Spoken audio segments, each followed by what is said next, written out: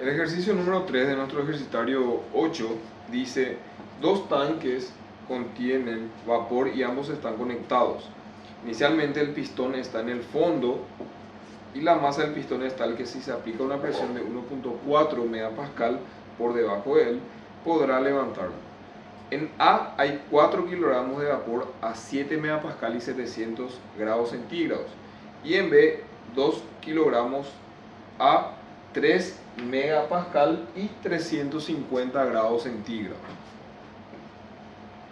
El ejercicio, en el ejercitario que pusimos, figura 300 grados. Favor corregir, es de 350 grados centígrados. Luego se abren las dos válvulas y el agua llega a un estado uniforme. Suponiendo que no hay transferencia de calor, nos pide determinar la temperatura final y la generación de entropía total. Ok, entonces, dentro del análisis que tenemos que hacer en nuestro sistema, ¿sí?, tenemos condiciones en el reservorio A y condiciones en el reservorio B. Nuestro cilindro, esto está conectado a través de una tubería y una válvula a un cilindro, a un dispositivo cilindro émbolo, que inicialmente el cilindro, el pistón se encuentra en el fondo del cilindro, ¿ok? Entonces en un volumen cero. Está bien. Entonces, ¿qué nos dice? Que luego estas válvulas se abren y nos pide determinar la temperatura final y la generación de entropía. Si la presión es de 1.4 megapascal, el cilindro se va a elevar. Bueno, aquí hay una cuestión. Si nosotros observamos que en la situación inicial tenemos a 7 megapascal y la situación inicial y la situación también de B está a 3 megapascal, todo indica que al hacer la apertura de estas válvulas se puede considerar que como la presión de elevación del cilindro es de 1.4 megapascal, que eso va a ocurrir, pero tenemos que demostrarlo. Por tanto, para el estado 1 nos dice que tenemos una masa de 4 kilogramos, una presión de 7 megapascal y una temperatura de 700 grados centígrados. Entonces, de a punto 4 nosotros vemos que para los datos que tenemos la presión, ¿verdad?, la presión es menor a la presión de saturación, por lo tanto tendríamos vapor sobrecalentado. Pasamos a la tabla a punto 6 y podemos determinar los valores de la energía interna para ese estado, la entropía para ese estado, el volumen específico y finalmente el volumen de A podemos hallar. ¿Por qué? Porque podemos multiplicar el volumen específico en ese estado multiplicado por la MA1, ¿verdad?, que también ya es dato, ¿sí?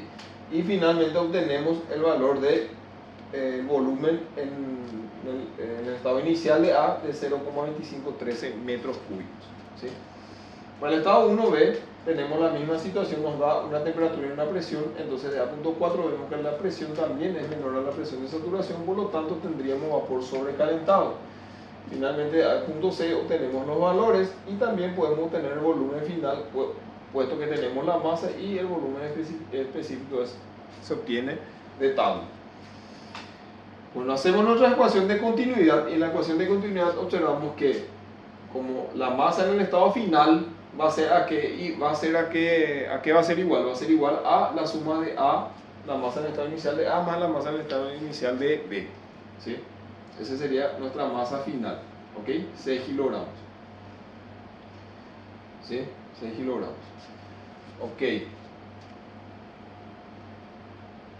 La ecuación de la energía que nos dice, la energía que entra o la sumatoria de energía que entra menos la sumatoria de energía que sale va a ser igual a la variación de energía interna la variación de energía de nuestro sistema. Esto consideramos también que la variación de energía cinética igual a la variación de energía potencial es semejante a cero. ¿Por qué? Porque esto se considera despreciable en función de la variación de energía interna de nuestro sistema.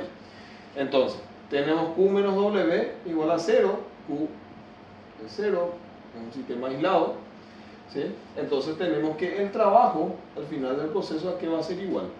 A la masa por la variación de energía interna de nuestro sistema. Inicialmente nosotros tenemos, ¿sí?, inicialmente, o sea, tenemos la parte final, masa 2, que es la que calculamos la masa total por la energía interna total ya de nuestro sistema en equilibrio, ¿sí?, menos va a ser la sumatoria. Esto, si nosotros ponemos entre paréntesis, va a ser esto más, ¿sí?, va a ser MA por la energía interna en el estado 1 y mB por la energía interna de B en el estado 1. ¿Está bien? Entonces reordenando podemos tener la ecuación 1, que va a ser que el trabajo, ¿sí?, que realiza el émbolo, ¿sí?, va a ser igual a MA. O sea, reordenando esto nos queda esta ecuación, ¿sí? Ahora llamo el balance de entropía. La entropía, como la ecuación en el balance de entropía para un sistema general, tenemos que estar dado por la variación de entropía de nuestro sistema en el estado inicial y final, ¿sí? Este es el final menos el inicial, que es lo que tenemos en nuestro sistema en A y B. ¿Por qué? Porque acá no teníamos masa, entonces esto va a ser el final menos el inicial. No tenemos injerencia de entropía con los alrededores porque no se pierde ni se gana calor. Entonces eso queda anulado y al final la entropía generada va a ser netamente igual a la variación de entropía de nuestro sistema, ¿sí? Tampoco tenemos ingreso o pérdida de masa.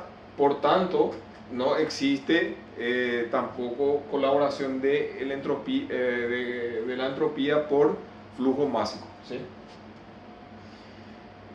Tenemos la ecuación 2, ¿sí?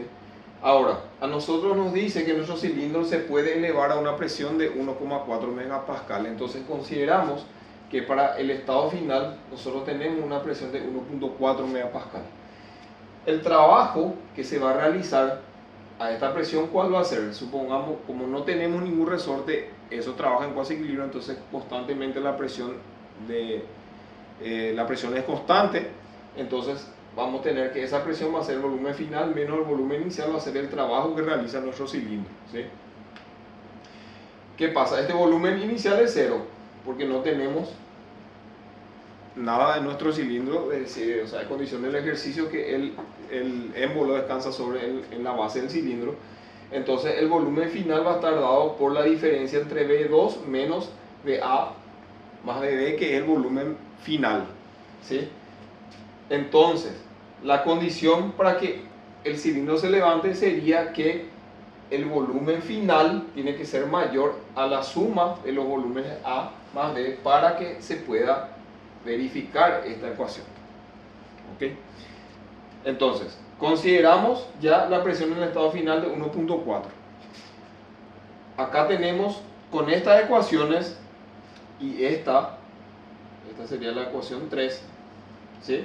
Hacemos esta ecuación 3 en la ecuación 1, que tenemos el trabajo 1, 2, podemos ver que P2 por V2 menos P2 por VA más B, ¿sí?, va a ser igual a lo que teníamos acá reordenado.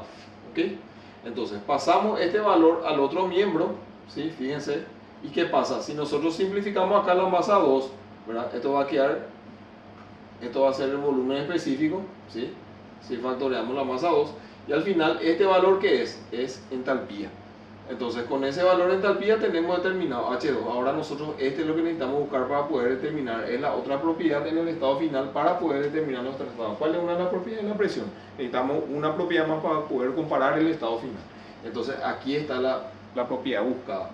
Finalmente tenemos, este es dato, esto es dato. La presión 2 es lo que nosotros estamos suponiendo de 1,4 y tenemos los volúmenes que también ya calculamos. ¿Ok? Con ese valor sacamos la entalpía y finalmente en el estado final, ¿qué hacemos? Con la entalpía y la presión de A.5 observamos que la entalpía 2, H sub 2, es mayor que H sub G a esta presión. Por tanto, tenemos vapor sobrecalentado. Sacamos los datos de tabla y con eso tenemos la temperatura buscada.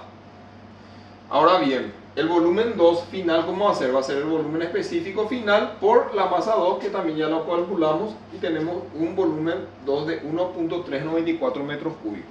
Y con esto nosotros nos damos cuenta que el volumen final es mayor que la suma de los volúmenes calculados, por tanto se verifica lo que habíamos con antelación puesto como condición. Finalmente, la entropía generada, como ya tenemos el dato de S2 que podemos sacar de tabla, está dado por se obtiene con 1,772 kJ por kilogramo, que sería reemplazar los valores en la ecuación 2.